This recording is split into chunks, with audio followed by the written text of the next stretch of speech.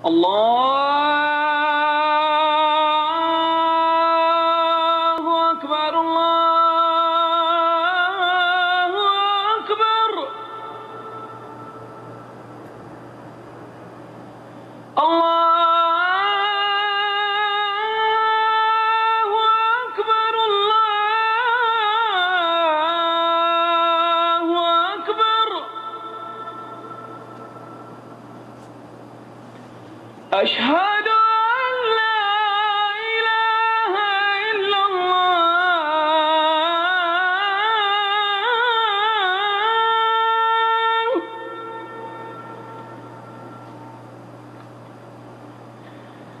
أشهد أن لا إله إلا الله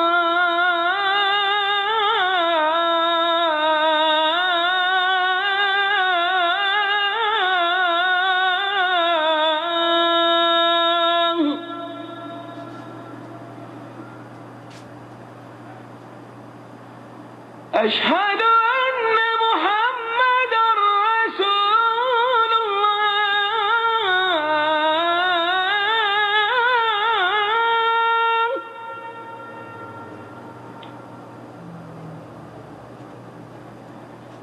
أشهد أن محمدا رسول الله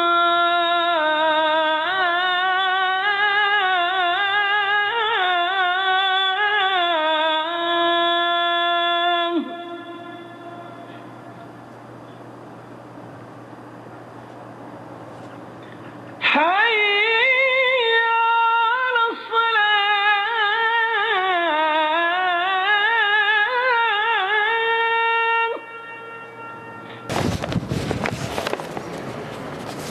إن الحمد لله نحمده ونستعينه ونستغفره ونعوذ بالله من شرور أنفسنا ومن سيئات أعمالنا من يهده الله فلا مضل له ومن يضلل فلا هادي له وأشهد أن لا إله إلا الله وحده لا شريك له وأشهد أن محمدا عبده ورسوله أما بعد فإن خير الحديث كتاب الله وخير الهدي هدي محمد صلى الله عليه وسلم وشر الأمور محدثاتها وكل محدثة بدعة وكل بدعة ضلالة وكل ضلالة في النار رب اشرح لي صدري ويسر لي أمري واحلل عقدة من لساني يفقهوا قولي رب أعوذ بك من همزات الشياطين وأعوذ بك رب أن يحضرون اعوذ باللہ السمیع العلیم من الشیطان الرجیم کنتم خیر امۃ اخرجت للناس تأمرون بالمعروف وتنہون عن المنکر وتؤمنون باللہ ولو آمن اہل الکتاب لکان خیر لہم منہم المؤمنون واکثرہم الفاسقون۔ یہ سورہ آل عمران کی آیت 110 ہے، جس میں اللہ رب العزت نے اسلام کے بعض فرائض میں سے ایک فریضہ کی طرف بطور خاص توجہ دلائی ہے، اور وہ فریضہ ہے امر بالمعروف اور نہی عن المنکر کا۔ اسلام کی تاریخ بتاتی ہے کہ اسلام کا جب آغاز ہوا تو لوگوں نے اسے بڑا اجنبی سا، بڑا عجیب سا دین محسوس کیا، جیسا کہ صحیح مسلم اور حدیث کی دیگر کتابوں میں خود نبی اکرم صلی اللہ علیہ وسلم نے ارشاد فرمایا ہے، بدأ الاسلام غریباً وسیعود کما بدأ فطوبی للغرباء۔ یہ اسلام اجنبیت میں شروع ہوا، اور یہ اسلام جس طرح شروع ہوا تھا اسی طرح ہی دوبارہ لوٹ جائے گا، لوگوں میں دوبارہ اجنبی بن جائے گا۔ فطوبی للغرباء، ان لوگوں کے لیے خوشخبری ہے، ان لوگوں کے لیے جنت ہے جو لوگ اس اسلام پر چلتے رہیں گے، اس پر قائم رہیں گے۔ اسلام کا آغاز بالکل اس کی اجنبیت سے ہوا۔ مشرکین مکہ نے کہا کہ یہ کون سا دین لے آئے؟ ہم نے اپنے باپ دادوں کو تو ان بتوں کی پوجا کرتے، ان کے سامنے جھکتے، ان سے مانگتے دیکھا ہے، اور تم کہتے ہو کہ ان سب کو چھوڑ دو۔ نبی اکرم صلی اللہ علیہ وسلم کو ایک نہیں مختلف گالیاں، مختلف نام، نبی اکرم صلی اللہ علیہ وسلم کو مختلف قسم کے برے برے القاب سے نوازا گیا۔ نبی اکرم صلی اللہ علیہ وسلم کو قرآن کریم کے مختلف مقامات پر اللہ رب العزت نے بتایا ہے کہ آپ کو مجنون قرار دیا گیا، کہا گیا کہ یہ مجنون ہیں، یہ پاگل ہیں، نعوذ باللہ، اور کہا گیا کہ یہ شاعر ہے، کہا گیا کہ یہ افتراء پرداز ہے، نعوذ باللہ، کہ یہ جھوٹا ہے۔ اور گناہ کیا تھا؟ صرف یہ گناہ تھا قولوا لا الہ الا اللہ، اے لوگو لا الہ الا اللہ پڑھ لو تفلحون، تو تم کامیاب ہو جاؤ گے، دنیا میں بھی کامیاب ہو جاؤ گے اور آخرت میں بھی کامیابی پالو گے۔ ایک وقت یہ تھا کہ نبی صلی اللہ علیہ وسلم کو مکہ مکرمہ میں گالیاں دی گئیں، برا بھلا کہا گیا، آپ کو قتل کرنے کی سازشیں کی گئیں۔ پھر اللہ رب العزت نے وہ دن بھی دکھایا کہ نبی صلی اللہ علیہ وسلم مکہ مکرمہ سے ہجرت کر گئے اور مدینہ منورہ پہنچ گئے۔ سورہ توبہ میں نبی صلی اللہ علیہ وسلم کے ہجرت کرنے کا واقعہ موجود ہے۔ ثانی اثنین اذ ہما فی الغار اذ یقول لصاحبہ لا تحزن، دو میں سے دوسرے جب کہ وہ غار میں تھے، غار ثور میں، اور وہ اپنے ساتھی سے کہہ رہے تھے لا تحزن ان اللہ معنا، ڈرو نہیں، گھبراؤ نہیں، غم نہ کرو، اللہ ہمارے ساتھ۔ غار ثور سے نکلے، مدینہ منورہ پہنچے، اللہ رب العزت نے نبی اکرم صلی اللہ علیہ وسلم کے ساتھ دوست بنا دیے، مددگار بنا دیے، ساتھی بنا دیے، انصار بنا دیے، اور وہ انصار بنا دیے جنہوں نے اپنی دھن دولت جان مال کسی چیز کی پرواہ نہ کی۔ اور پھر اسلام نے وہ وقت دیکھا کہ آج اس ملک کو فتح کیا، اگلے مہینے اگلے ملک کو فتح کر لیا، آج ہزاروں میل، ہزاروں مربع میل زمین اسلام کے قبضے میں آئی، کل ہزاروں میل دوسری اسلام کے قبضے میں آ گئی۔ اللہ نے اسلام کا دنیا میں بول بالا کر دیا، اور پھر اس وقت دنیا کے کونے کونے تک اسلام کی آواز کو اللہ نے پہنچا دیا۔ اسلام کی عظمت، اسلام کی سرفرازی، یہ مسلمانوں کی وجہ سے، مسلمانوں کی قربانیوں کی وجہ سے، صحابہ کرام رضی اللہ عنہم کی جانثاریوں کی وجہ سے تھی۔ اور تب تک اسلام معزز و مکرم رہا جب تک مسلمانوں نے امر بالمعروف اور نہی عن المنکر کے فریضے کو اچھی طرح اپنائے رکھا۔ اسلام کے ارکان تو معروف ہیں، 5 ہیں۔ شہادتین، اللہ ایک ہے، اس کے سوا کوئی عبادت کے لائق نہیں، اور محمد رسول اللہ صلی اللہ علیہ وسلم اللہ کے بندے رسول ہیں۔ اور نماز پڑھنا، زکوٰۃ ادا کرنا، رمضان کے روزے رکھنا اور حج ادا کرنا، کیا اسلام صرف یہی ہے؟ یہ اسلام کے ارکان ہیں، جبکہ اسلام کے فرائض تو اور بھی بہت ہیں، اور ان فرائض میں سے بعض فرائض فرض عین ہیں، اور بعض فرائض ایسے ہیں کہ ایک آدمی 10 آدمی اسے سر انجام دے رہے ہوں تو باقی سے وہ فریضہ ٹل جاتا ہے، جس کو فرض کفایہ کہا جاتا ہے۔ نماز پنجگانہ فرض عین ہے، نماز جنازہ فرض کفایہ ہے۔ اگر کسی علاقے میں کسی کی فوتگی ہو جائے، 2 4 10 100 50 لوگ جنازہ پڑھ دیں، دوسرے لوگ چاہے جنازے میں شرکت نہ بھی کریں تو ان کا فریضہ ادا ہو جاتا ہے، ان کی طرف سے گویا کہ ان کو گناہ نہیں ہوگا۔ اسی قسم کے فرائض میں سے ایک فریضہ امر بالمعروف اور نہی عن المنکر بھی ہے۔ اس کو فرض کفایہ کیوں کہا گیا؟ قرآن کریم میں اللہ رب العزت نے ارشاد فرمایا ہے وَلْتَكُمْ مِنْكُمْ أُمَّةٌ يَدْعُونَ إِلَى الْخَيْرِ وَيَأْمُرُونَ بِالْمَعْرُوفِ وَيَنْهَوْنَ عَنِ الْمُنْكَرِ، تم میں سے ایک قوم، تم میں سے ایک جماعت ایسی ہونی چاہیے جو لوگوں کو نیکی کا حکم دے، نیکیوں کا حکم دے، بھلائیوں کی طرف دعوت دے اور برائیوں سے لوگوں کو روکے۔ اس آیت میں وَلْتَكُمْ مِنْكُمْ، تم میں سے ایک جماعت ہو، وَلْتَكُمْ مِنْكُمْ اُمَّةٌ، اہل علم نے لکھا ہے کہ یہاں من للتبعیض، من بعض کے لیے ہے، تم میں سے بعض لوگ ایسے ہونے چاہیے کہ جو یہ فریضہ ادا کریں۔ اور اس فریضے کی اہمیت کتنی ہے؟ اللہ رب العزت نے، جو میں نے سورہ آل عمران کی آیت پڑھی ہے 110، فرمایا کنتم خیر امۃ اخرجت للناس، تم بہترین امت ہو جو لوگوں کے لیے دنیا میں لائے گئے ہو، لوگوں کے لیے برپا کیے گئے۔ تامرون بالمعروف، تمہارا کام یہ ہے کہ لوگوں کو نیکی کا حکم دو، وتنہون عن المنکر، لوگوں کو برائیوں سے روکو، وتؤمنون باللہ، اور اللہ پر ایمان لاؤ۔ امر بالمعروف، نہی عن المنکر، اس کو امت اسلامیہ کے تمام امتوں سے افضل ہونے کا ایک ذریعہ قرار دیا گیا ہے۔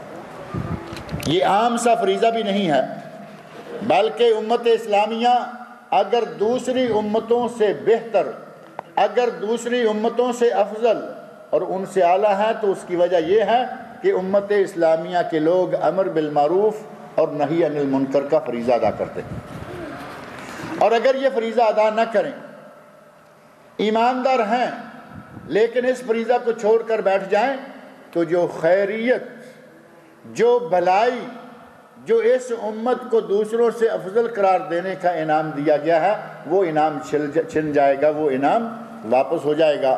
اور یہ فریضہ کوئی ایسا بھی نہیں ہے کہ صرف امت اسلامیہ پر ہی لگا دیا گیا، بلکہ سورہ لقمان کھول کر دیکھیں، اللہ رب العزت نے حضرت لقمان علیہ السلام کو ان کی زبان سے جو نصیحتیں ہمارے لیے ان کے بیٹے کے نام، یا بنیا یا بنیا یا بنیا، اے میرے بیٹے یہ نہ کرو، اے میرے بیٹے یہ نہ کرو، اے میرے بیٹے یہ نہ کرو، انہی میں سے ایک یہ بھی ہے، یا بنیا اقم الصلاۃ، آیت نمبر 17 سورہ لقمان، یا بنیا اقم الصلاۃ، اے میرے بیٹے نماز پڑھو، وامر بالمعروف، لوگوں کو نیکی کا حکم دو، ونہا عن المنکر، اور لوگوں کو برائی سے روکو۔ کہاں حضرت لقمان علیہ السلام کا زمانہ، ان کے زمانے میں بھی یہ حکم تھا کہ لوگوں کو نیکی کا حکم دیتے رہو اور لوگوں کو برائی سے روکتے رہو۔ ہم مسلمانوں کے لیے بھی اللہ رب العزت نے قرآن کریم میں وَلْتَكُمْ مِنْكُمْ أُمَّةٌ كُنْتُمْ خَيْرَ أُمَّةٍ، نبی اکرم صلی اللہ علیہ وسلم کا اللہ رب العزت نے جو منصب نبوت کا ایک کام ہے وہ یہ بھی بیان فرمایا، الذین یتبعون النبی الامی الذی یجدونہ مکتوبا عندہم فی التوراۃ والانجیل۔ قرآن میں اللہ نے فرمایا کہ اہل کتاب جو کہ میرے نبی کا ذکر اپنی کتابوں میں پاتے ہیں، اور وہ کتابیں کون سی؟ تورات اور انجیل، ان کتابوں میں میرے نبی کا لکھا ہوا ذکر باقاعدہ پاتے ہیں کہ میرا نبی ایک آنے والا ہے۔ اس نبی کی جو ڈیوٹیاں اللہ رب العزت نے لگائیں ان میں سے ہے یامرہم بالمعروف وینہاہم عن المنکر، میرا نبی انہیں نیکیوں کا حکم دیتا ہے اور میرا نبی انہیں برائیوں سے روکتا ہے۔ تو گویا یہ وہ فریضہ ہے کہ جو نبی اکرم صلی اللہ علیہ وسلم کے فرائض منصبی میں سے ایک ہے۔ نبی صلی اللہ علیہ وسلم کا عمل مبارک ہے۔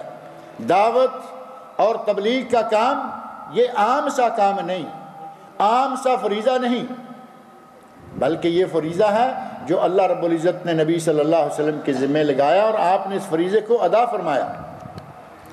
اس فریضے کی اس قدر اہمیت ہے کہ قرآن کریم میں بار بار اللہ نے اس کا ہمیں حکم دیا۔ نبی اکرم صلی اللہ علیہ وسلم کی ڈیوٹی یہ لگائی کہ لوگوں کو نیکیوں کا حکم دیں، برائیوں سے لوگوں کو روکیں، اور جب تک مسلمان امت اس فریضے پر قائم رہی، اس فریضے کو ادا کرتی رہی، تب تک امت کا بول بالا رہا، مسلمانوں کا دنیا میں ایک مقام رہا، مسلمانوں کی عظمت رہی۔ اور پھر ایک وقت ایسا آیا کہ مسلمانوں نے اس کام کو چھوڑنا شروع کر دیا۔ وہ وقت آ گیا کہ لوگوں نے کہا تجھے پرائی کیا پڑی، اپنی نبیڑ تو، تجھے کسی سے کیا، تم صحیح جا رہے ہو تو سب ٹھیک۔ حالانکہ نبی اکرم صلی اللہ علیہ وسلم نے صحیح بخاری اور حدیث کی دیگر کتابوں میں یہ بات موجود ہے، نبی صلی اللہ علیہ وسلم نے اس فریضہ کو ادا کرنے والے اور اس فریضہ کو ادا نہ کرنے والے، ان دونوں کی مثال دیتے ہوئے ایک کشتی کی مثال دی اور فرمایا کہ کچھ لوگ ایک کشتی میں بیٹھے ہوئے ہیں، کشتی یا جہاز، بڑا جہاز ہے، وہ پانی میں چل رہا ہے، کچھ لوگ اوپر ہیں عرشے پر، کچھ درمیان میں ہیں اور کچھ نیچے والی منزل میں ہیں۔ نیچے والے پانی لینے کے لیے اوپر جاتے ہیں، صحیح بخاری شریف میں مثال موجود ہے، نیچے والے پانی لینے کے لیے اوپر جاتے ہیں، اوپر سے باہر کہیں پانی ڈول سے لٹکا کے پکڑتے ہیں اور جو اوپر لوگ بیٹھے ہوئے ہیں ان پہ چھینٹے پڑتے ہیں۔ انہوں نے ظاہر ہے کہ منع کیا کہ یہ کیوں چھینٹے گراتے ہو، تو انہوں نے کہا اچھا یہ بات ہے تو ہم اپنے حصے میں سے ہی اب پانی نکال لیں گے، ہم اوپر نہیں آئیں گے بلکہ نیچے والی منزل جو کہ اصلاً پانی میں ہے ہم وہیں سے پانی نکال لیں گے۔ نتیجہ کیا ہوگا؟ ایک آدمی اٹھا، نبی صلی اللہ علیہ وسلم ارشاد فرماتے ہیں اس نے کلہاڑا لیا اور کشتی کو نیچے سے ایک طرف سے توڑنا شروع کر دیا کہ ہم یہاں سے پانی نکالیں گے۔ پانی تو نکل سکتا ہے یا نہیں؟ اس طرح پانی تو نکل آئے گا، لیکن وہ پانی جب نکلنا شروع ہو جائے گا پھر بند ہونا یا بند کرنا کسی کے بس میں نہیں رہے گا۔ نبی صلی اللہ علیہ وسلم ارشاد فرماتے ہیں کہ اگر کسی نے اس آدمی کا ہاتھ روک لیا، اس کو کلہاڑا چلانے سے منع کر دیا، اس کو کشتی کا پیندہ توڑنے سے منع کر دیا، نجا و نجو جمیعاً، وہ بھی بچ جائے گا اور جتنے لوگ کشتی میں بیٹھے ہیں وہ سارے بچ جائیں گے۔ وَإِن تَرَكُوهُ، اگر چھوڑ دیا کہ جو جہاں لگا ہوا ہے ٹھیک لگا ہوا ہے، ہمارے یہاں مشرک شرک کر رہا ہو، کوئی روکنا چاہے تو کہیں گے چھوڑو، جو جہاں لگا ہوا ہے ٹھیک لگا ہوا ہے، مجلس میں آپ بیٹھے ہوئے ہیں، باتوں باتوں میں ایسی بات آ گئی، پتہ چلا کہ ان میں کچھ لوگ ایسے ہیں جن کے عقائد ٹھیک نہیں ہیں، آپ اصلاح کرنے کی کوشش کریں، یہی جملہ چھوڑو جی، جو جہاں لگا ہوا ہے ٹھیک لگا ہوا ہے۔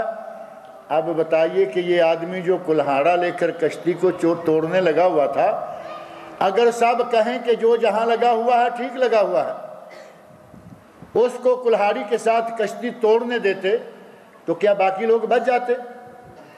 نبی صلی اللہ علیہ وسلم ارشاد فرماتے ہیں وَلَوْ تَرَكُوهُ، اگر انہوں نے اسے چھوڑ دیا، اگر یہ کلہاڑے والے کو چھوڑ دیں گے، ہلاک و ہلاک جمیعاً، وہ بھی ہلاک ہو جائے گا، یہ پوری کی پوری کشتی کے لوگ غرق ہو جائیں گے۔ وہی معاملہ آج امر بالمعروف اور نہی عن المنکر والوں کا ہے کہ اگر ایک آدمی گناہ کرتا ہے، آپ کہیں کہ چھوڑو، یہ کرتا ہے، کوئی ضرورت نہیں ہمیں اس کو روکنے کی، دوسرا تیسرا چوتھا، اور محلے میں گلی میں شہر میں ملک میں گناہ عام ہوتا جائے گا۔ نبی صلی اللہ علیہ وسلم ارشاد فرماتے ہیں کہ اب یہ گناہ کرنے والے سارے نہیں ہیں، گناہ سارے کرنے والے نہیں ہیں، گناہ کرنے والوں کو بھی اور جو لوگ خاموش تماشائی بنے ہوئے ہیں ان گونگے شیطانوں کو بھی اللہ رب العزت عذاب میں مبتلا کر لے گا۔ نبی صلی اللہ علیہ وسلم نے سنن ترمذی اور حدیث کی بعض دیگر کتابوں میں حدیث آتی ہے، آپ قسم کھا کے کہتے ہیں والذی نفسی بیدہ، مجھے قسم ہے اس ذات کی جس کے قبضہ میں میری جان ہے، لَتَأْمُرُنَّ بِالْمَعْرُوفِ وَلَتَنْهَوُنَّ عَنِ الْمُنْكَرِ، تم ضرور امر بالمعروف کا فریضہ ادا کرتے رہو اور لوگوں کو برائیوں سے ضرور بر ضرور روکتے رہو، اَوْ لَيُوشِكَنَّ، ورنہ قریب ہے کہ اللہ تم پر عذاب نازل کر دے، پھر تم دعائیں بھی مانگو گے کہ اے اللہ اس عذاب کو ہٹا دے، اللہ عذاب کو نہیں ہٹائے گا۔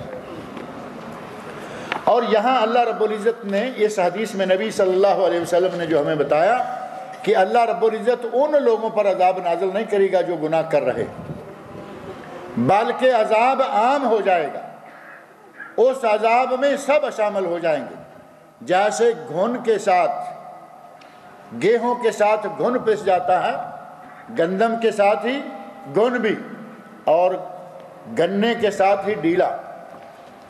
ایک سبزی کہہ لیں، سبزہ کہہ لیں، ایک نباتات ہے، اس میں نہ رس ہوتا ہے، نہ وہ میٹھا ہوتا ہے، نہ اس کی ضرورت ہوتی ہے، لیکن جس وقت گنا کاٹا جاتا ہے تو وہ بھی ساتھ ہی کٹ جاتا ہے۔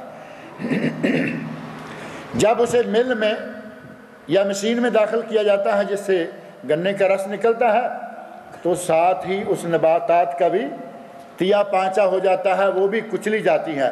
اس میں میٹھا نہیں، اس میں رس نہیں، لیکن گنے کے ساتھ وہ گئی، گیہوں کے ساتھ گھن گیا، اور بدکاروں کی بستی میں رہنے والے نیک لوگوں کو بھی اللہ عذاب میں مبتلا کر دیتا۔ اصحاب کہف کا واقعہ آپ نے پڑھا ہے، قرآن کریم میں ہے، سورہ بقرہ میں ہے۔ اصحاب سبت، اصحاب کہف نہیں، اصحاب سبت، وہ اہل کتاب جنہیں اللہ رب العزت نے حکم دیا کہ ہفتے کے دن تم عبادت کے لیے، ہفتے کا دن عبادت کے لیے خاص کر دو، اس دن کوئی کام کاج نہ کرو، مچھلیاں نہ پکڑو، شکار نہ کرو۔ ان لوگوں نے ہیلے بہانے سے ہفتے کے دن کو بھی کسی نہ کسی طرح شکار کرنے میں لگا دیا۔ اللہ رب العزت نے ان پر جو عذاب نازل کیا، وہ عذاب کون سا تھا؟ کونو قردۃ خاسئین، بدترین بندروں کی شکلوں میں اللہ رب العزت نے ان کو مسخ کر دیا۔ وہاں 3 گروہ، اس بستی میں اصحاب سبت کے 3 گروہ تھے۔ ایک وہ جو گناہ کر رہے تھے، اور دوسرے وہ جو گناہوں سے روک رہے تھے، اور ایک گروہ وہ تھا جو کہتا تھا کہ جو جہاں لگا ہوا ہے ٹھیک لگا ہوا ہے، لگا رہنے دو، تمہیں پرائی کیا پڑی۔ اللہ رب العزت نے، علماء تفسیر نے لکھا ہے کہ اللہ رب العزت نے 2 گروہوں کو عذاب میں مبتلا کر دیا۔ ایک وہ جو روکتے تھے، اور ایک وہ عذاب میں 2 کو مبتلا کر دیا۔ ایک وہ جو گناہ کر رہے تھے، اور ایک وہ جو بالکل خاموش پڑے تھے۔ ایک گروہ بچا، اور وہ گروہ کون سا تھا؟ جو امر بالمعروف اور نہی عن المنکر کا فریضہ ادا کرتا تھا۔ نبی اکرم صلی اللہ علیہ وسلم نے مثالیں دی کہ اگر یہ فریضہ ادا نہ کرو گے تو تباہ ہو جاؤ گے، غرق ہو جاؤ گے، جس طرح کے کشتی والوں کے غرق ہونے کی بات ہے۔ اللہ رب العزت نے اصحاب سبت کا واقعہ بیان کیا۔ ایک قول یہ بھی ہے کہ جن لوگوں نے وہ گناہ کیا تھا وہی غرق ہوئے تھے، وہی مسخ ہوئے تھے، لیکن دوسرے قول میں علماء تفسیر نے لکھا کہ 2 خاموش بھی اور بد عمل کرنے والے بھی، دونوں گروہ ہی تباہ ہوئے، دونوں ہی مسخ کر دیے گئے۔ آج کے دور میں بے شمار فتنے ہیں۔ ایک درس میں پہلے بھی یہ بات آئی کہ یہ فتنوں کا دور ہے، ہر قسم کے فتنے ہیں، اور نبی اکرم صلی اللہ علیہ وسلم نے ارشاد فرمایا کہ فتنے اس طرح عام ہو جائیں گے کہ جس طرح چٹائی کی سلائیاں یا چٹائی کے تنکے ہوتے ہیں، دھاگا ٹوٹ جائے تو سارے تنکے 1 2 3 کر کے بکھرتے چلے جاتے ہیں۔ بلکہ یوں کہیں کہ اگر تسبیح کا دانہ ٹوٹ جائے تو جس طرح وہ دانے باغ نکلتے ہیں اس دھاگے سے، اس انداز سے فتنے آج بہلے ہوئے ہیں۔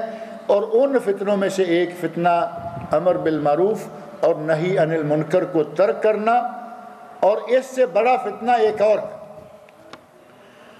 وہ فتنہ ہے امر بالمعروف اور نہی عن المنکر کا فریضہ ادا کرنے والے اداروں کے بارے میں بد زبانی کرنا۔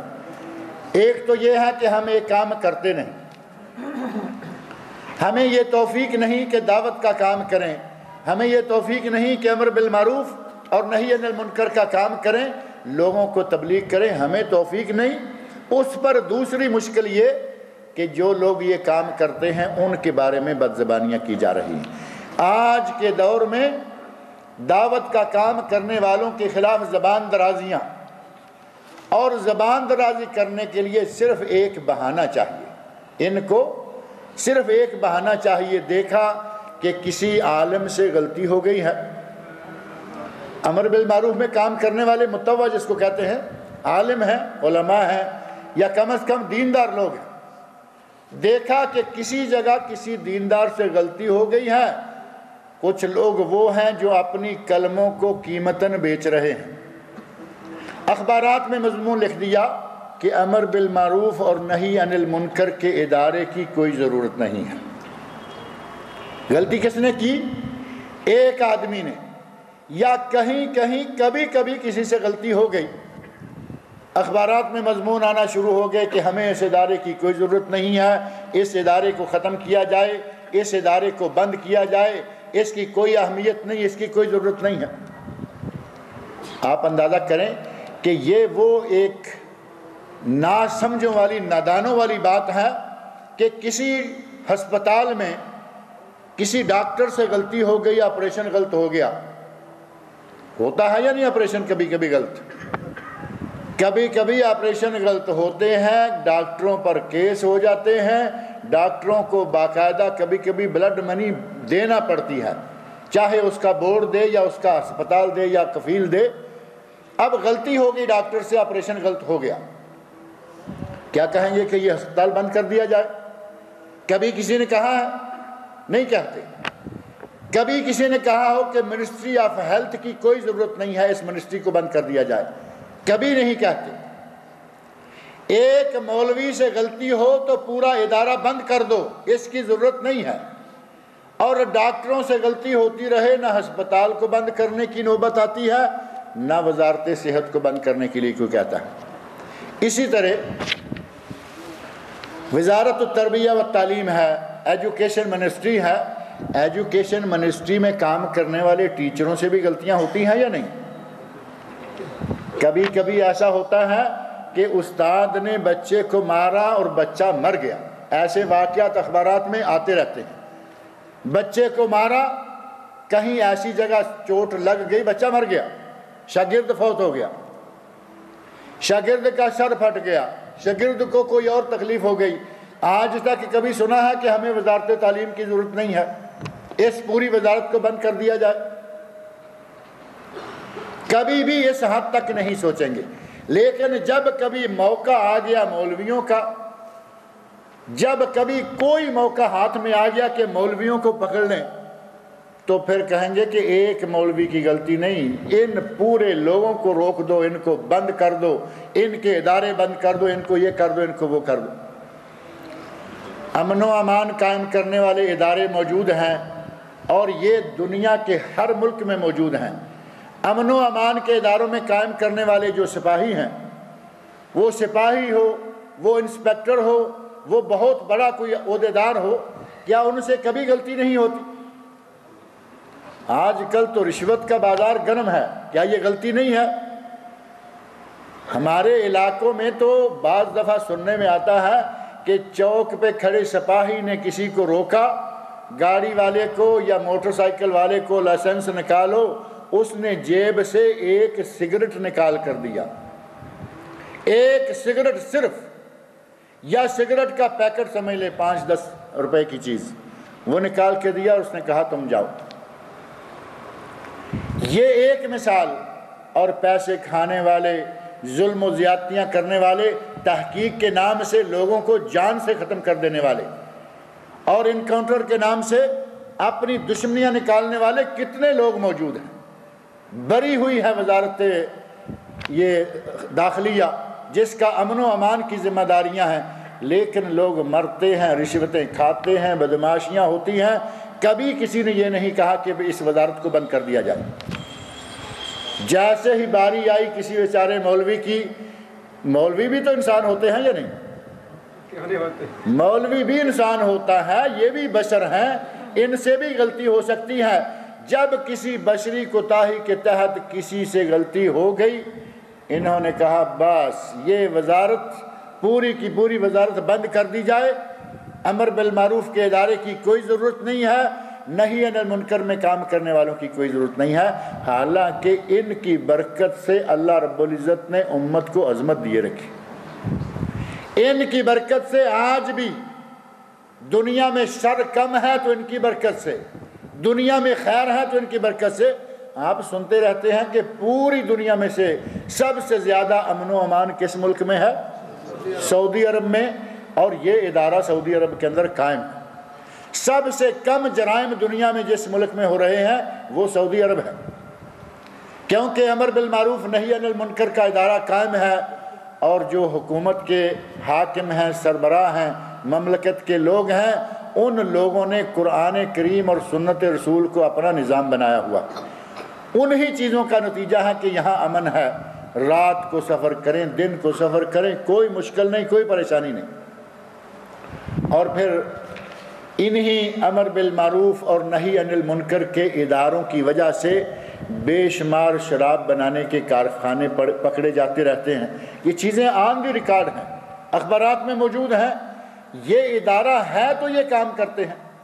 آج فلاں محلے میں، فلاں شہر میں، فلاں علاقے میں، فلاں کالونی میں ریڈ کیا گیا، وہاں سے بہت بڑا شراب بنانے کا کارخانہ، اس کا انکشاف ہوا، لوگوں کو پکڑا گیا، سزائیں دی گئیں، کم از کم شراب کی بلا کم ہوتی گئی۔ اسی طرح کئی ایسے گھر ہیں جن گھروں کو بدکاری کے اڈے بنایا گیا ہے، اور یہی امر بالمعروف، یہی نہی عن المنکر، یہی متوع ریڈ کرتے ہیں اور اس قسم کے گندے اڈوں کو بند کرنے کا سبب بنتے ہیں۔ برائی کو ختم کرنے کا ذریعہ اللہ رب العزت نے یہ بنایا، اور امر بالمعروف کی ذمہ داری پوری کی پوری امت پر لگائی۔ اس ذمہ داری کو ادا کرنے والے ادارے کے خلاف کچھ لوگ اٹھے ہوئے ہیں اور انہیں شیطان نے کھڑا کیا ہوا ہے۔ اگر اپنی خواہش پوری کرنے کے لیے، اپنی شہوت رانی کے لیے آدمی کو کھلا چھوڑ دیا جائے، اسے کوئی روکنے والا نہ ہو، اسے کوئی ٹوکنے والا نہ ہو، تو شیطان ننگا ناچے گا دنیا میں، جیسا کہ آج کل ہو رہا ہے۔ اور اگر اس فریضہ کو ادا کرنے والے کچھ لوگ قائم رہیں اور اپنی ذمہ داری ادا کرتے رہیں تو یقیناً اس دنیا میں امن و امان قائم ہوگا، قائم رہے گا، اور جتنے جرائم ہیں یہ کم ہوتے رہیں گے، جیسا کہ اس ملک میں ہم اپنے معاشرے میں سعودی عرب کے اندر دیکھ رہے ہیں۔ غرض یہ کہ یہ ایک بہت ہی اہم ذمہ داری ہے جو اللہ رب العزت نے ہمیں سونپی ہے۔ ہمیں چاہیے کہ اس ذمہ داری کو اپنے ذمہ داری کے ساتھ ادا کریں۔ ہر آدمی کوشش کرے کہ وہ جس قدر ممکن ہو وہ برائی کو دیکھے تو اس کو روکے، اور برائی کو روکنے کے لیے صحیح مسلم اور حدیث کی دیگر کتابوں میں نبی صلی اللہ علیہ وسلم نے کچھ مراتب بیان کیے ہیں۔ یہ نہیں کہ ہر آدمی ڈنڈا پکڑ لے۔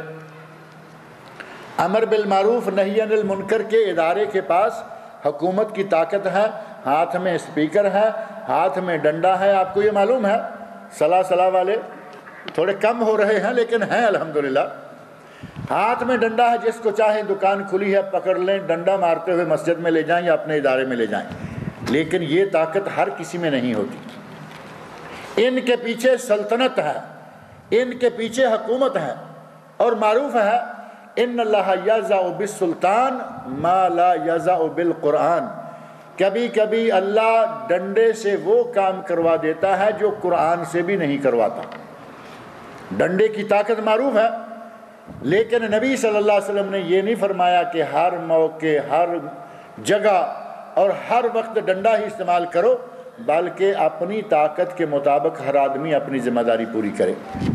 من رعا منکم منکرن، صحیح مسلم، تم میں سے جو شخص کوئی برائی دیکھے فَلْيُغَيِّرْهُ بِيَدِهِ، اسے اپنے ڈنڈے سے، اسے اپنی قوت بازو سے منع کرے، روکے، ختم کرے۔ اور یہ کہاں ہو سکتا ہے؟ حاکم کر سکتا ہے، حاکم کا نمائندہ کر سکتا ہے، اور گھر کے اندر گھر کا مالک کر سکتا ہے۔ گھر میں شوہر کے پاس تو یہ طاقت ہے نا کہ گھر میں جو برائی ہو رہی ہو اسے ڈنڈے کی طاقت سے روکے، منع کرے، بیوی کو روکے، بچوں کو روکے، چھوٹے بہن بھائیوں کو روکے۔ اور اگر بیوی کو نہیں روک سکتا تو کم از کم بچوں کو تو روکے، کیونکہ کبھی کبھی کچھ پارٹیاں زیادہ پریشر اختیار کر جاتی ہیں۔ کم از کم بچوں کو، بیٹی ہے، بیٹا ہے، چھوٹے بھائی بہنیں ہیں، کم از کم وہاں تک تو بس چلنا چاہیے۔ یہ ہیں جن کے بارے میں فرمایا فَلْيُغَيِّرْهُ بِيَدِهِ، انہیں اپنی بازو، قوت بازو سے روکے۔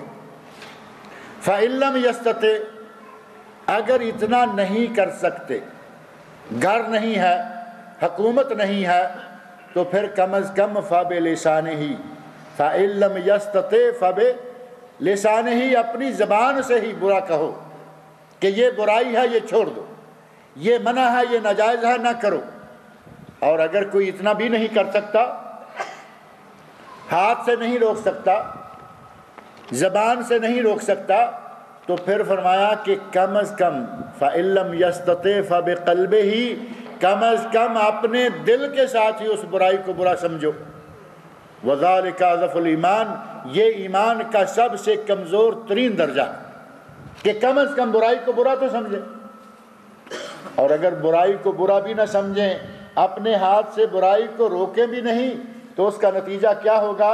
نبی اکرم صلی اللہ علیہ وسلم کے ارشادات سے پتہ چلتا ہے کہ معاشرے میں برائیاں عام ہو جائیں گی، اور ان برائیوں کے نتیجہ میں اللہ رب العزت معاشرے پر عذاب مسلط کر دے گا، اور پھر اس عذاب کو ختم کرنے کا کوئی ذریعہ نہیں ہوگا۔ دعائیں مانگو گے، دعائیں سنی نہیں جائیں گی، اللہ رب العزت دعائیں قبول نہیں کرے گا۔ جہاں تک تعلق ہے جو لوگ غلطیاں کر بیٹھتے ہیں، جیسا میں نے عرض کیا کہ مولوی بھی تو بشر ہی ہیں، امر بالمعروف میں کام کرنے والے وہ بھی تو انسان ہی ہیں، ان سے غلطیاں ہو جاتی ہیں۔ ان کی غلطیوں کو ٹیلی ویژنوں پر، ان کی غلطیوں کو اخبارات میں نہ اچھالا جائے۔ الدین النصیحہ، دین نصیحت ہے، خیر خواہی کا نام ہے، ان کے ادارے موجود ہیں۔ آپ دیکھتے ہیں کہ امر بالمعروف کا کوئی آدمی غلط کام کر رہا ہے، کسی سے غلطی ہوئی، اس کے ادارے میں جائیں، اس کے ادارے کے دروازے کھلے ہیں، مسئولین کے دروازے کھلے ہیں، اس دروازے کو کھٹکھٹائیں اور انہیں بتائیں کہ تمہارا فلاں آدمی یہ غلطی کر رہا ہے۔ اب بجائے اس کے کہ ہم اپنے محلے میں ادارہ موجود ہے اس میں نہ جائیں اور اخبار میں مضمون لکھ کر پوری دنیا میں پھیلا دیں، اور مضمون میں یہ نہ کہیں کہ امر بالمعروف کے ایک آدمی نے، بلکہ امر بالمعروف کے لوگ، عام مسئلہ کر دیں کہ لوگ ایسا کر رہے ہیں، گویا کہ لوگوں کو امر بالمعروف کے خلاف لوگوں کے دلوں میں نفرت پیدا کر رہے ہیں۔ ایک فریضہ خود ادا نہیں کرتے اور دوسرے کو ادا کرنے کا موقع نہیں دیتے۔ ایک معروف قول ہے کہ اگر تم کسی کو نفع نہیں پہنچا سکتے تو کم از کم نقصان نہ پہنچاؤ، اگر کسی کے دل کو خوشی مہیا نہیں کر سکتے تو کم از کم اسے دکھ تو نہ دو، اسے غم تو نہ دو، کم از کم اپنے آپ میں رہو، اپنے گریبان میں جھانک کر دیکھو کہ ہمیں کیا کرنا چاہیے اور ہم کیا کر رہے ہیں۔ اگر ہم اس پر توجہ دیں گے تو انشاءاللہ ہم میں سے ہر آدمی یہ کوشش کرے گا کہ وہ اس فریضہ کو ادا کرے، جس حد تک ممکن ہو سکے اس فریضہ کو ادا کرنے کی کوشش کرنی چاہیے۔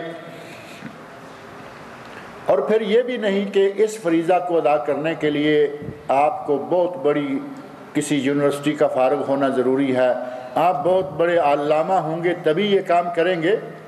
ایک مثال میں عموماً دیتا رہتا ہوں کہ امر بالمعروف اور نہی عن المنکر کے فریضہ کو ادا کرنے کے لیے صرف نیت ہو، معمولی سی سمجھ بوجھ بھی ہو، دین کے بارے میں بنیادی باتیں بھی معلوم ہو، تو انشاءاللہ آپ یہ فریضہ ادا کر سکتے ہیں۔ ایک مثال صرف، آپ کھانا کھانے لگے کہیں بھی، گھر میں، ہوٹل میں، اپنی کمپنی کے کمپاؤنڈ میں، میس میں، آپ کے دوست نے بائیں ہاتھ سے گلاس پکڑا اور پانی پینا شروع کر دی۔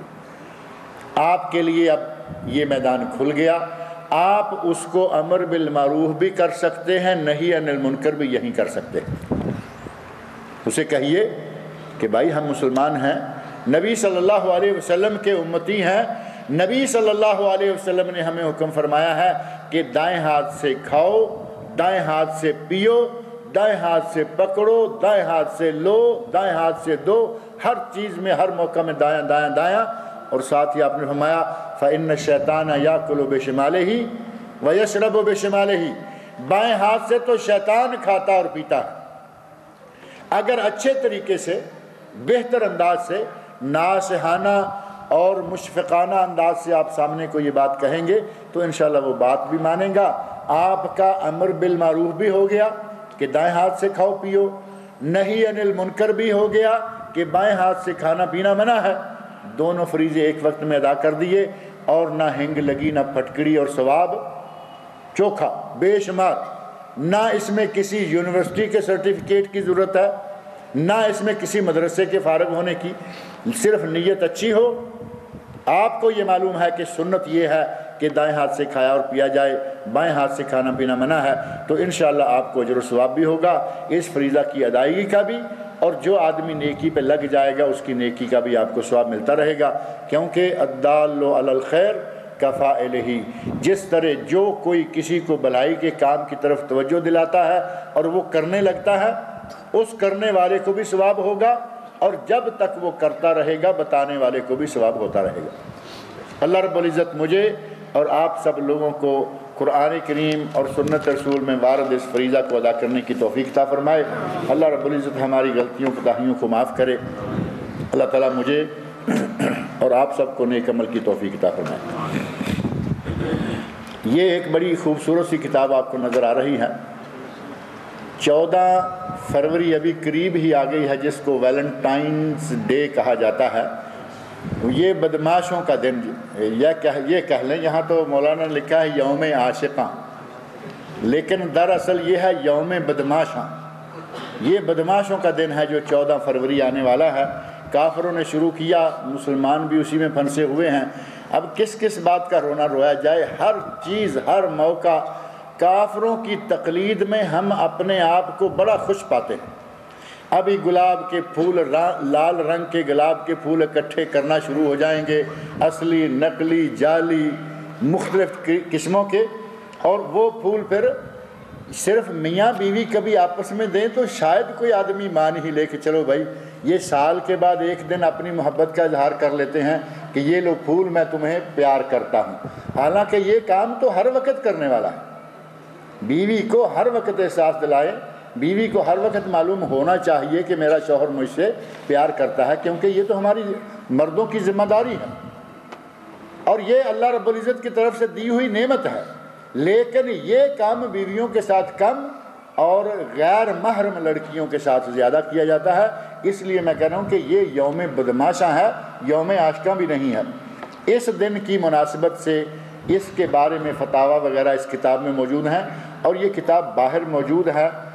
یہ کہہ رہے ہیں کہ باہر جتنی موجود ہے وہ ہم فری دے دیں گے، اور جس کو زیادہ تعداد میں چاہیے 2 ریال میں ایک کتاب ہے، اگر کوئی لے کے بانٹنا چاہے تو 2 ریال ایک کاپی کے ہیں، وہ بھی لی جا سکتی ہے، مل سکتی ہے۔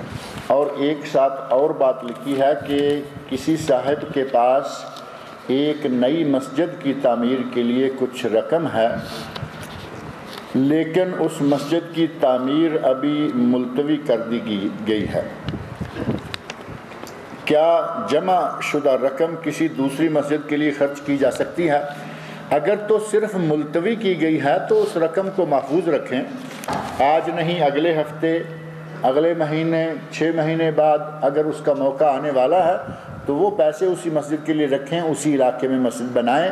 اور اگر مسجد کو وہاں بنانے کا، وہاں مسجد تعمیر کرنے کا ارادہ ملتوی ہو گیا، کوئی رکاوٹ ایسی آ گئی کہ وہاں مسجد نہیں بن رہی، تو یہ پیسہ کسی دوسری جگہ مسجد بنانے میں لگا دیں، یا کسی بنی ہوئی مسجد کی مینٹیننس میں وہ پیسہ خرچ کر دیں، کیونکہ پیسہ مسجد کا ہے اور وہ مسجد پر ہی خرچ ہونا چاہیے۔ زکوٰۃ کے روپے سے بہن کا علاج کر سکتے ہیں جبکہ وہ مستحق ہے۔ اگر کوئی مستحق ہے تو اس کے علاج میں پیسہ دیا جا سکتا ہے، اس میں کوئی حرج نہیں۔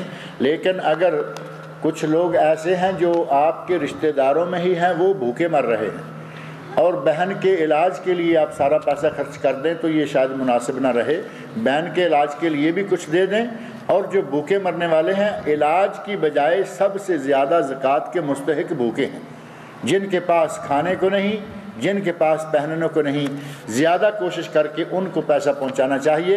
اور اگر اپنی بہن کے لیے اپنی زکوٰۃ کے پیسے میں سے کچھ، بشرطے کہ وہ مستحق ہو، کچھ پیسہ اس کو اس مد میں دے دیتے ہیں تو انشاءاللہ اس میں بھی کوئی حرج نہیں ہوگا۔ لیٹ کر قرآن ہاتھ میں لے کر پڑھ سکتے ہیں یا نہیں؟ افضل تو یہ ہے کہ بیٹھ کر قبلہ رو ہو کر، با وضو ہو کر، با ادب طریقے سے بیٹھ کر قرآن کریم کی تلاوت کریں۔ یہ کوئی ڈائجسٹ تو نہیں ہے کہ جس طرح چاہے پڑھ لیا، لیکن اگر کوئی آدمی تھکا ماندہ ہے، اس میں بیٹھنے کی ہمت نہیں ہے، تو لیٹ کر نہیں بلکہ ٹیک لگا کر، آپ نے پیچھے 2-3 تکیے رکھے بیڈ پر اور اس کو ٹیک لگائی، گویا کہ آپ لیٹے ہوئے ہیں۔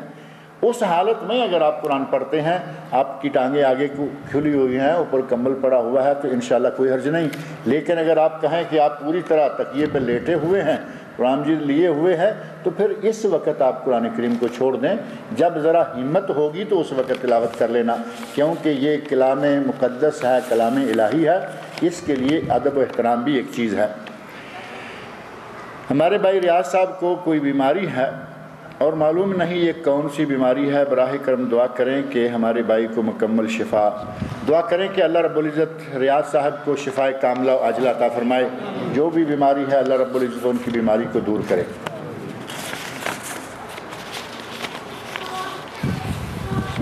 ہمارے ساتھی محمد علی شیخ کی بہن ریاض النساء بنت میرا صاحب کا کل انڈیا میں انتقال ہو گیا ہے۔ دعا کریں کہ یہ خاتون جو فوت ہوئی ہیں اللہ رب العزت ان کی بشری کوتاہیوں کو معاف کرے، اللہ تعالیٰ ان کو جنت الفردوس میں اعلیٰ مقام عطا کرے۔ پورے ہفتے میں کوئی دن ایسا بھی ہے کہ جس دن ناخن کاٹنا ممنوع ہے؟ یہ پتہ نہیں کہاں سے مسائل اٹھتے ہیں، کون ان مسائل کو لے آتا ہے۔ ناخن کاٹنا، زائد بال کاٹنا اور اس طرح کی جو 5 ایک حدیث کی روح سے 5 فطرت کے امور ہیں اور ایک حدیث کی روح سے 10 فطرت کے امور ہیں، ان کے لیے کوئی وقت مقرر نہیں، کوئی دن اور رات کا وقت نہیں، کوئی دن نہیں، بلکہ 40 دن سے زیادہ ان میں سے کسی کام کا رکنا نہیں چاہیے۔ 40 دن کے اندر اندر ضروری ہے کہ زائد بال نکالے جائیں، ناخن تراشے جائیں۔ اور ان چیزوں کو اب ایک آدمی کے 40 دن ہو گئے جمعہ کو، 39 ہو گئے جمعہ کو، وہ کہے جمعہ کو منع ہے، کسی کے 35 ہو گئے، 40 ہو گئے جمعرات کو، کوئی دن نہیں ہے جس دن آپ ناخن نہیں کاٹ سکتے۔ اور یہ ڈکوسلہ پتہ نہیں کہاں سے کسی نے ڈال رکھا ہے۔ کیا عورتیں بال کاٹ سکتی ہیں اور اس کی کاٹنے کی حد کیا ہے، اور کیا وہ چھوٹے بڑے بال بھی کاٹ سکتی ہیں؟ چھوٹے بڑے بال کا معنی یہ کہ کوئی ڈیزائن دار بال بنانے ہوں گے، سائیڈوں سے چھوٹے، پیچھے سے ذرا بڑے، تو یہ بال کاٹنا ہی عورتوں کے لیے اصلاً جائز نہیں ہے، ثابت نہیں ہے۔ پہلی بات، بنیادی چیز، عورتوں کے لیے بال کاٹنا ثابت نہیں۔ اگر عورتوں کے لیے بال کاٹنا ثابت ہوتا تو حج اور عمرہ کے موقع پر ان کو بھی گنجا کرنے کا تو حکم دیا جاتا نا، کہ یہ بھی گنجا کریں حج کے موقع پر، یا کم از کم چھوٹے کریں۔ وہاں نہ چھوٹے کرنے کا حکم ہے نہ گنجے کا، بلکہ عورت کی تقصیر ہے انگلی کا 1 پورا، بس سارے بالوں کو اکٹھا کر کے سامنے کر لے، انگلی کے 1 پورے کے برابر بالوں کو کاٹ لے، اس کا حج عمرے کا جو تقصیر ہے وہ مکمل ہو گئی۔ اتنے اہم عمل کے موقع پر اتنا سا حکم دیا گیا بال کاٹنے کا۔ کہتے ہیں کہ امہات المومنین میں سے غالباً حضرت عائشہ رضی اللہ عنہا نے نبی صلی اللہ علیہ وسلم کی وفات کے بعد اپنے بالوں کو لے لیا تھا۔ حضرت عائشہ رضی اللہ عنہا کے شوہر فوت ہو گئے تو اگر لے لیا تھا یا کاٹ لیا، کچھ نے ترجمہ کاٹ لیا کر لیا اس لفظ کا، جبکہ وہ ترجمہ ویسے بھی بنتا نہیں ہے۔ اگر انہوں نے شوہر کی وفات پر بال کاٹے تو آپ اس کی زندگی میں کاٹ کر کون سا کارنامہ سر انجام دیتی؟ سوچنے کی بات ہے نا۔ حضرت عائشہ کے شوہر زندہ رہے، انہوں نے بال رکھے رہے، اور شوہر فوت ہو گئے، انہوں نے بال کٹوا دیے کہ اب ہمیں ضرورت نہیں ہے، کیونکہ اب جس کو زیب و زینت دکھانی ہے وہ نہیں رہے۔ آپ شوہر کی زندگی میں ہی بال کٹواتی ہیں تو یہ جواز کہاں سے ملے گا؟ کوئی صریح دلیل ایسی نہیں ملتی کہ عورتوں کو بال کاٹنے ہوں۔ عورتوں کے بال کاٹنے کے سلسلہ میں ہمارا ایک مضمون کافی مفصل مدلل انٹرنیٹ پر بھی موجود ہے، اور یہاں مختلف مواقع پر اس کی کاپیاں بھی تقسیم کی جاتی رہی ہیں۔ اگر اللہ نے توفیق دی، یاد رہا، تو ہمارے خان صاحب کے پاس وہ مضمون ان کے موجود ہے۔ اگلے جمعہ میں انشاءاللہ اس کی کاپی آپ سب میں بانٹ دیں گے، تاکہ جس کو اس میں سے جو مل سکتا ہے وہ لے لے، سمجھ لے۔ عموماً یہ دیکھا گیا ہے کہ جن کے گھروں میں گھر والیاں بال کاٹتی ہیں وہ بڑا نرم فتویٰ دیتے ہیں کہ جائز ہے، اور اصلاً اس کی کوئی دلیل نہیں ملتی۔ لہذا عورتوں کو چاہیے کہ بالوں کو رکھیں، سنواریں اور اپنے شوہروں کے لیے اسے زینت بنائیں۔ اب عورتیں اگر یہ کہیں کہ شوہر چاہتا ہے کاٹیں، تو شوہر چاہتا ہے کاٹیں تو بال کاٹ دیں، شوہر چاہتا ہے یہ نقاب اتاریں، نقاب اتار دیں، شوہر چاہتا ہے کہ بڑی پارٹیوں میں دوسروں کے ساتھ مل کر ٹھمکا لگائیں، کیا کیا کچھ آپ کریں گے، کیونکہ شوہر تو بہت کچھ چاہتے ہیں۔ اسلام کی راہ میں شوہر آئے، ماں باپ آئے، اسلام کی راہ میں استاد آئے، ان سب کو چھوڑا جا سکتا ہے لیکن اسلام کو نہیں چھوڑا جا سکتا۔ یہ قاعدہ اپنے ذہن میں رکھا کریں۔ ان میں سے کچھ سوال پچھلے ہفتہ کے تھے، یہ